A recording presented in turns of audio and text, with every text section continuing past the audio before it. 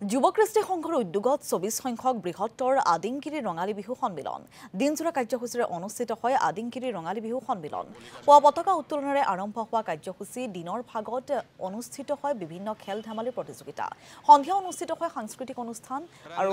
এই সাংস্কৃতিক অনুষ্ঠান উদ্বোধন কৰে জ্যেষ্ঠ সাংবাদিক ৰাজদীপ বাইলুং বৰুৱাই সাংস্কৃতিক সন্ধিয়াৰ বিশেষ আকৰ্ষণ কণ্ঠশিল্পী তৰালী শৰ্মাৰ গীতৰ অনুষ্ঠান আন্তঃৰাষ্ট্ৰীয় বাকীবাদক দীপক শৰ্মাই পৰিৱেশন কৰে বাকীবাদন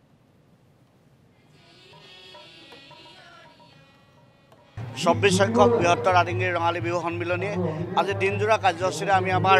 বিহুৰ কাৰ্যক্ৰমণিকা আমি আৰম্ভ কৰিছিলোঁ পুনতে আমি এটা পৰম্পৰা ৰক্ষা কৰি আমাৰ নামঘৰত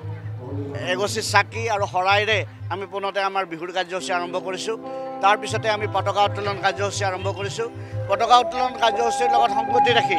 আমাৰ শ্ৰীময়ী অসমীয়া আমাৰ মহিলাসকলে পৰিৱেশন কৰিছে ইয়াৰ লগতে স্মৃতি তৰ্পণ লগতে আমি শ্ৰদ্ধাঞ্জলি অনুষ্ঠান এটা ৰাখিছিলোঁ আৰু যেহেতু বৃক্ষই গছেই হৈছে জীৱন গতিকে গছ থাকিলেহে মানুহ থাকিব আমি সেইকাৰণে বৃক্ষৰোপণ কাৰ্যসূচী এটাও ৰাখিছিলোঁ তাৰপিছতে আমাৰ ল'ৰা ছোৱালীৰ মাজত বিভিন্ন আমাৰ সাংস্কৃতিক প্ৰতিযোগিতা লগতে তেখেতসকলৰ খেল ধেমালি আৰু অন্যান্য কাৰ্যসূচী ৰখা হৈছিল আমাৰ আজিৰ সাংস্কৃতিক সন্ধিয়াৰ বিশেষ আকৰ্ষণত আছে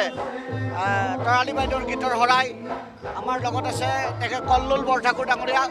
লগত আছে বাঁহীবাদক আমাৰ দীপক শৰ্মা ডাঙৰীয়াদেৱ আৰু ৰাতিলৈকে আমি বাৰে ৰহণীয়া সাংস্কৃতিক অনুষ্ঠানো আছে আমাৰ